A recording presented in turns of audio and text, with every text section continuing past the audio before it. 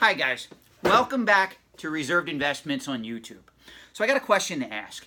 Have you guys ever wondered what makes either an antique and or a collectible valuable on the secondary market?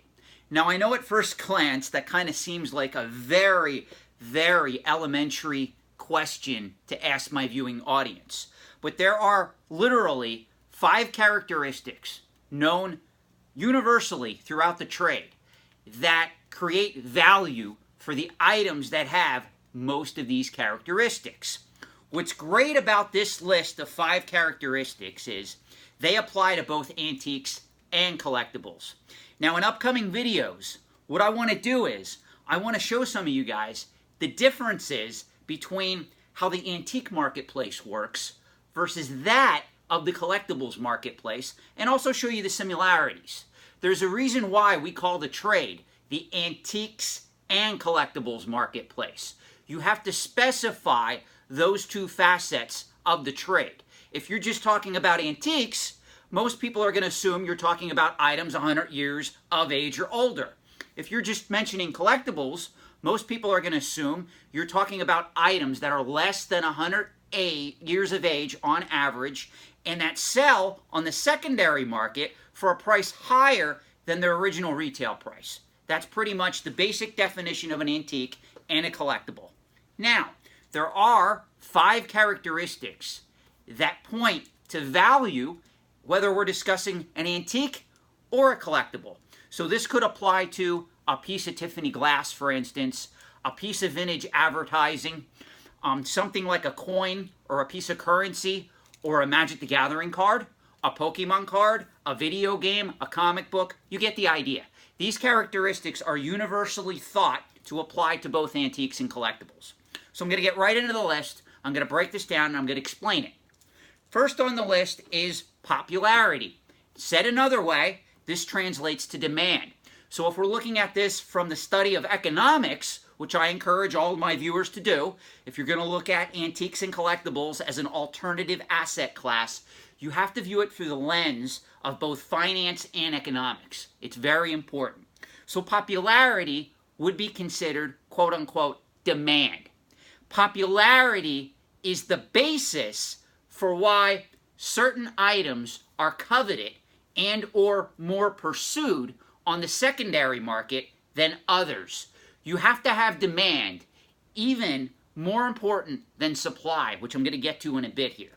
Demand is the backbone of the collectibles marketplace, and to a lesser extent, like I said, there's going to be a video coming that contrasts and compares antiques versus collectibles, but demand is also, to a lesser extent, important in the antiques realm of the trade as well. So, we want to talk supply next. Well, that's easy. That's considered rarity.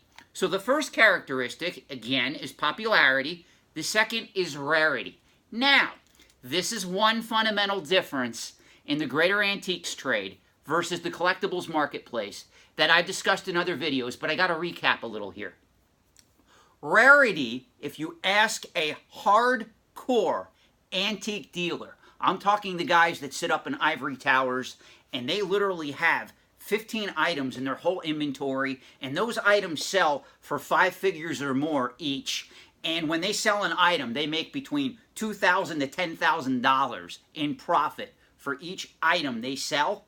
Those are the guys I'm talking to. If you would go and ask them to define rarity, they would tell you on average that rarity in the greater antiques marketplace means an item of which there's probably less than 25 known examples. Now, when we get to the collectibles marketplace, the term rarity has been overused.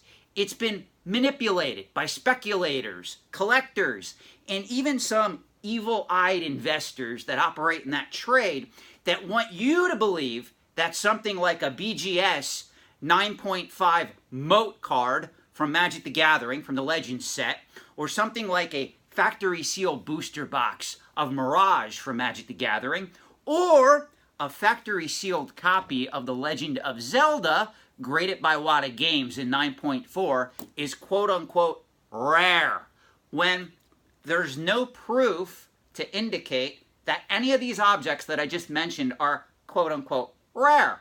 They may be a little uncommon, harder to find in certain markets than others, but rarity in the collectibles marketplace kind of gets a pass in a way because a lot of people don't understand the true definition of quote-unquote rare. For instance, I said this before, if we're talking about graded Star Wars figures, let's use that as an example, vintage Star Wars figures. A lot of people assume that a prototype rocket-firing Boba Fett figure is quote-unquote rare. Well, I'm here to tell you that there's at least more than 25 known examples out there. As a matter of fact, I think, I could be wrong on this, keep me honest, I think there's more than 25 graded known examples out there in near mint or better. So a higher-end antique dealer would be thumbing up his nose to the commentary that something like that is quote-unquote rare. Now me, operating in both sides of the trade, I see both sides of the perspective. In other words, I get it. You have a gold Nintendo World Championships cartridge. You want to call that rare? We know it's authentic. It's graded, what have you. We can call that quote-unquote rare because your average Nintendo game obviously was produced in the millions and it has a much higher production run than a limited gold Nintendo World Championships game cartridge. So you can see the difference there. So I kind of see both perspectives, from the antique perspective and also the collectibles perspective. Now, the next characteristic on this list, which is number 3, is age. Now this is something that people really confuse an awful lot about.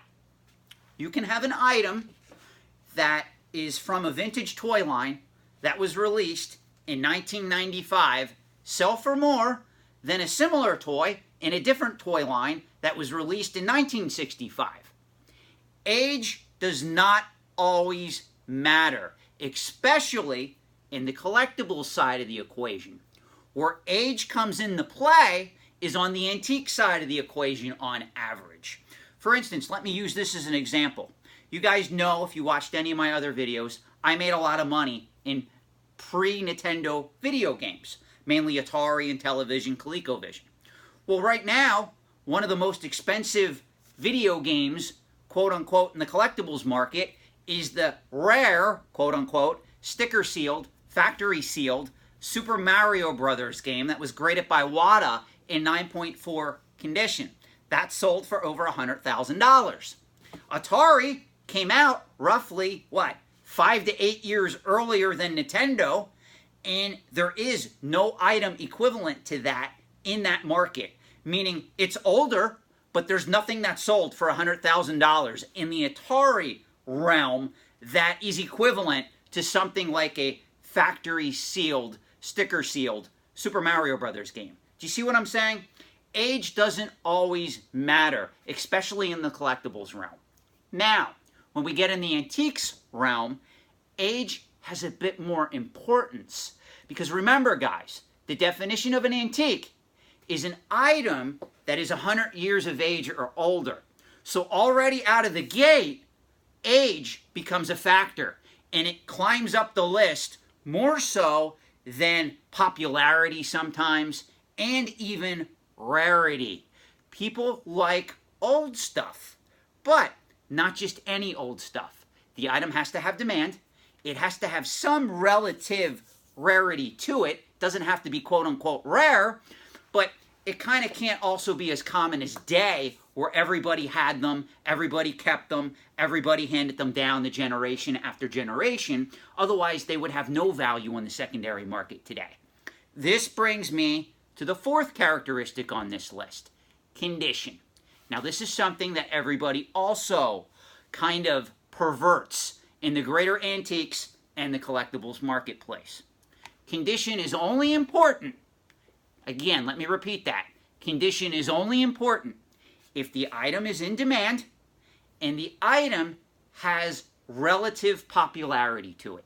And that applies to antiques, that applies to collectibles, that even applies to antiquities. We're talking items from before the Middle Ages, generally, when we talk about antiquities.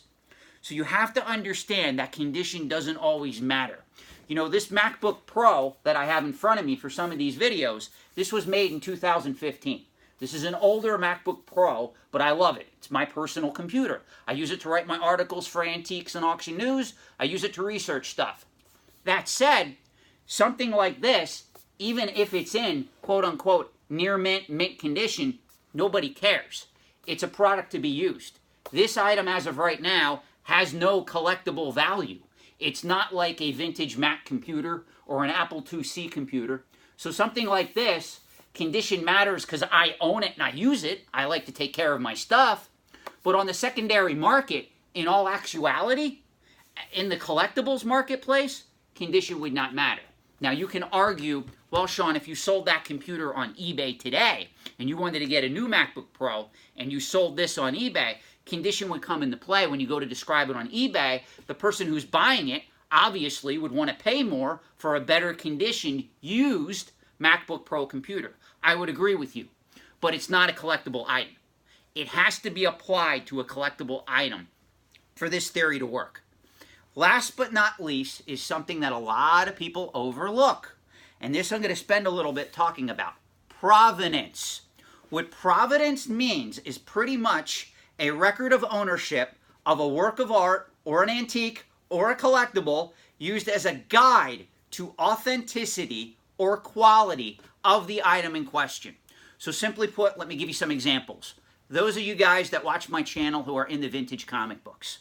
If you're looking at a vintage comic book and you want to buy an Iron Man issue 1 in CGC 9.4 and you see 2 copies available, all are almost equal, same defects, same page quality, everything's equal, and one is just a regular CGC 9.4 copy of Iron Man 1 from 1968, and the one next to it is the same exact thing, but it has on the CGC label Twin Cities Pedigree.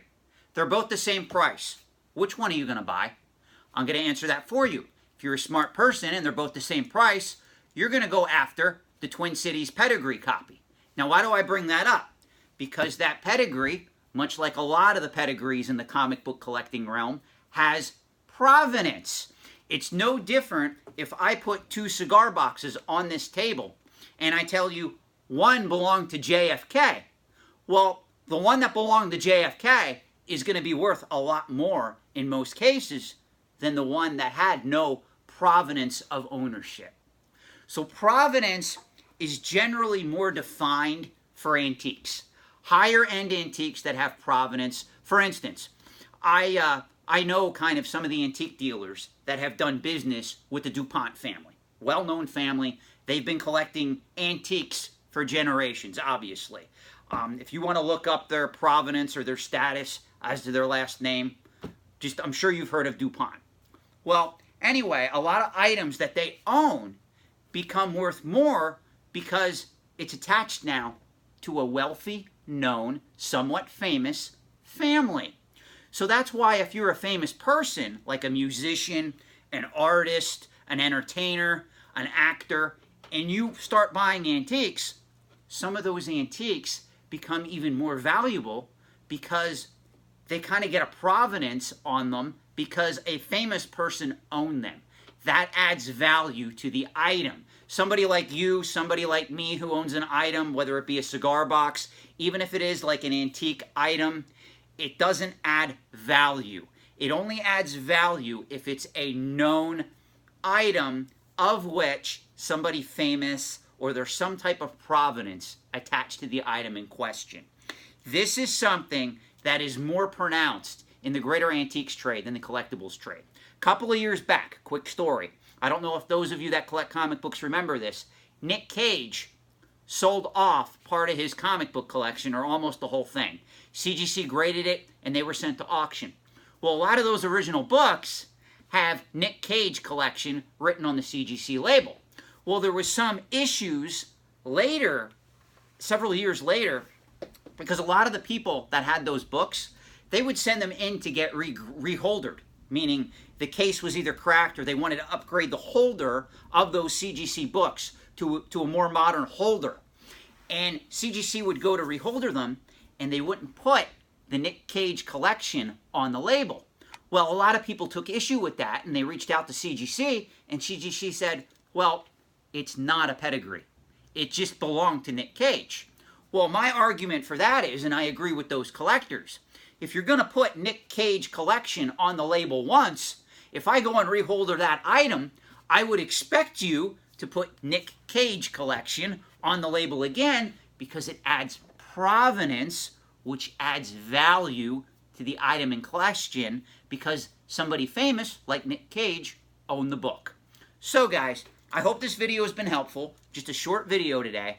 But if you're looking for items to quote-unquote invest in the greater antiques and collectibles trade, make sure that they have these 5 characteristics. And again, I'm going to quick read them off. Popularity, which is another word for demand. Rarity, which can be attributed to supply. Age, condition, and provenance. If you like this video, if you like my work, if any of these videos are helping you, please let me know in the comments section. Also, consider sharing these videos, considering telling other people who may benefit from this knowledge, and if they like my work, I hope that they subscribe to this channel. Thank you guys, and have a great night.